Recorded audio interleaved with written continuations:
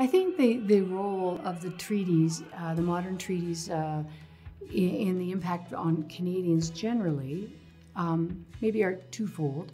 It certainly helps to raise awareness of issues of reconciliation in the country, the importance of those, and how we can strive as a country to overcome past wrongs and provide a footing to find a way to have a respectful and reconciled relationship in an ongoing way with Indigenous governments. It also provides an avenue for Indigenous governments as I mentioned earlier, to participate in the governance of the Federation.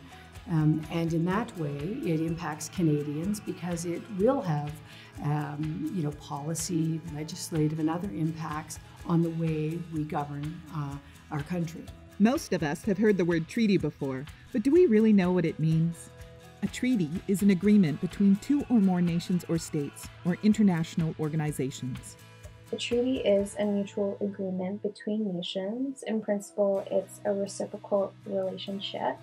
Within the Canadian context between Crown Indigenous nations, examples of treaties are the Royal Proclamation, which is often viewed as the prelude to treaty making here in Canada. Treaties include commitments from all the parties who are signing the treaty. Modern treaties, to me,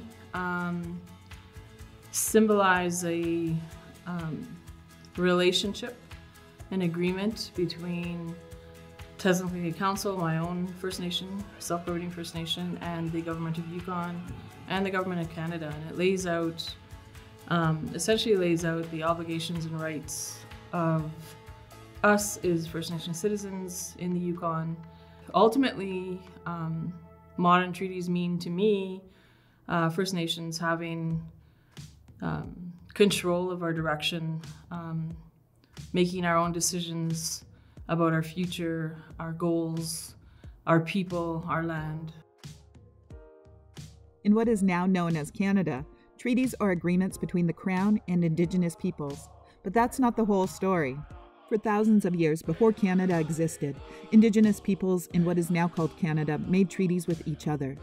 These agreements established peace and alliances, clarified terms of trade, and defined boundaries between territories.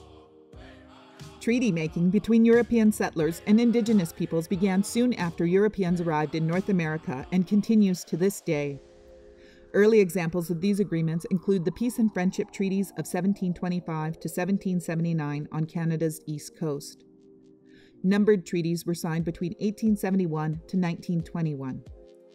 One of the most recent treaties is the 2016 Tla'amin Modern Treaty in British Columbia. Treaties in Canada fall into two basic categories: historic treaties made between 1701 and 1923, and modern treaties, also known as comprehensive land claims agreements, starting in 1975 to the present day. In the NWT context, we do have historic treaties, which are also known as numbered treaties, and we have Treaty 11 and Treaty 8. Both of the treaties were signed among various Indigenous groups within the territory, many of having their own cultural and traditional practices, values, and structures of governance. And within these treaties, what was covered off are vocational hunting and fishing, as well as mining and settlement for settlers and reserves. Some of these treaty obligations were unfulfilled, and now what we see today are modern treaties. So examples of modern treaties are land claim agreements and self-government agreements. Modern treaties mean that the old treaties that we had were the original treaties, the numbered treaties that our forefathers had set down with the government to move forward on things like development and to basically lay down the first agreement on land and resources, and not very in-depth, but amazingly enough, there's something historical that we can't ignore in there, and that's the connection that the people had to the land, the water, the resources, and the relationship they have with each other. Modern treaties have given us a second opportunity through the land claims. The modern treaties are essentially the land claims that we have signed on to. Generally, Canada recognizes rights to land and land-based rights like harvesting as Aboriginal rights, and they recognize self-government, governance jurisdictions as Aboriginal rights. But there's no clear definition of exactly what that means or how it plays out for any specific Indigenous nation.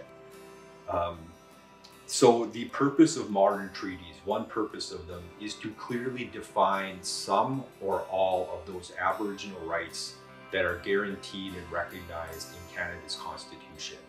So something like a land claim agreement will instead of at a high level just saying you have Aboriginal rights, it will spell out in a 200 or 300 page document what those rights are to land and things relating to land. So the land claim agreement as a modern treaty will replace that broad statement of rights with a very specific definition of what those rights are.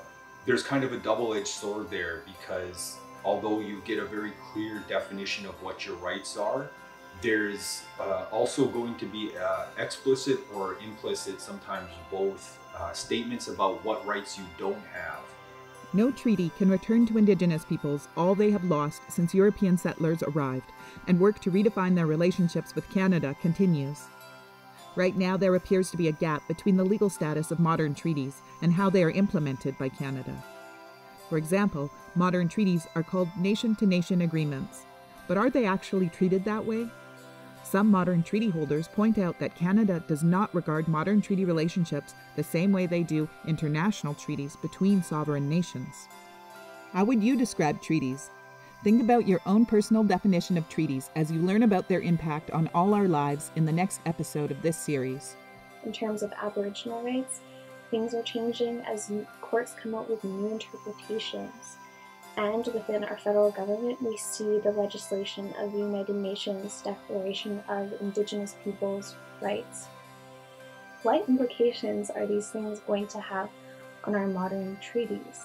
These are things we really need to be thinking of and be actively involved in, because our agreements could change, for better or for worse. And as youth, we are the future, and we need to be involved in those decision-making processes.